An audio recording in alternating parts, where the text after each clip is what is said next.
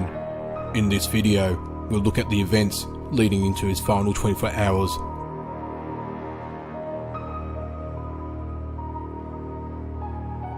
At the age of 42, Bundy was sentenced to die in the electric chair for 3 of his final crimes: the 1978 rape and murder of 12-year-old Kimberly Leach of Lake City, Florida, as well as 2 women from Florida State University, Margaret Bowman and Lisa Levy. He confessed to more than 20 murders, but was believed to be responsible for dozens more. The night before Bundy's execution at Florida State Prison was reportedly spent crying and praying. On his final night of life, Bundy sat down for a tearful interview with a psychologist and religious broadcaster named James Dobson. Bundy specifically requested this interview with him and told him he was feeling calm about his impending death. When asked how his path to violence began, Bundy equivocated a bit, but he said he grew up in a fine, solid Christian home where he experienced no abuse. He said he took full responsibility for the crimes he had committed.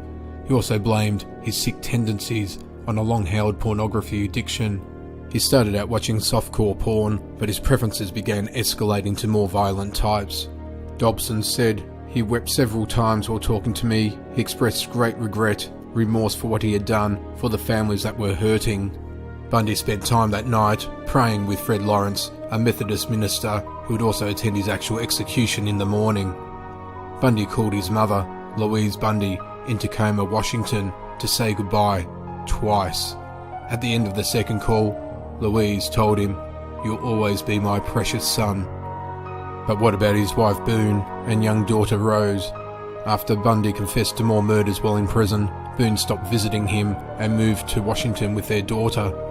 They divorced prior to his execution, and they had no contact thereafter. Meanwhile, at Florida State University, where Bundy murdered Bowman and Levy, the Chi Phi fraternity celebrated the impending killer's execution with an evening cookout. They served Bundy burgers and electrified hot dogs under a large banner that read, "Watch Ted Fry, see Ted die." There were additional celebrations around the country, including a planned barbecue in Mountain Brook, Alabama, hosted by 2 police officers. The Bundy Q was organised in support of capital punishment and offered t-shirts for sale that said, "First Annual Ted Bundy Barbecue." Bundy refused a special meal of his selection, so he was reportedly given a standard meal of steak, eggs, toast and hash browns around 4:50 a.m. However, he didn't touch any of his food. Bundy was led into the death chamber at 7 a.m. by 2 guards. Gone was his cockiness, and he appeared ashen as his head and right leg were shaved for the electrodes, and reportedly looked startled as he was strapped into the large oak chair. In addition to the frenzied mob outside, the main event inside the Florida State Prison was nearly equally well attended. 42 witnesses came to watch Ted Bundy's death. Bundy's eyes searched for familiar faces behind the glass. He nodded to some of the witnesses, including the men who had prosecuted him. His lips moved in a faint mumble. Then his head bowed.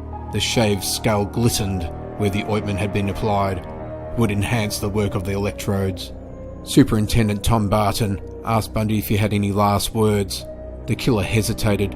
His voice quavered. "I'd like to give my love to my family and friends," he said. With that, it was time. A last thick strap was pulled across Bundy's mouth and chin. The metal skull cap was bolted in place, its heavy black veil falling in front of the condemned man's face. Barton gave the go-ahead. An anonymous executioner pushed the button. 2,000 volts surged through the wires. Bundy's body tensed, and his hands tightened into a clench. A tiny puff of smoke lifted from his right leg. A minute later, the machine was turned off, and Bundy went limp. A paramedic opened the blue shirt and listened for a heartbeat. A second doctor aimed a light into his eyes. At 7:16 a.m., Theodore Robert Bundy, one of the most active killers of all time, was pronounced dead.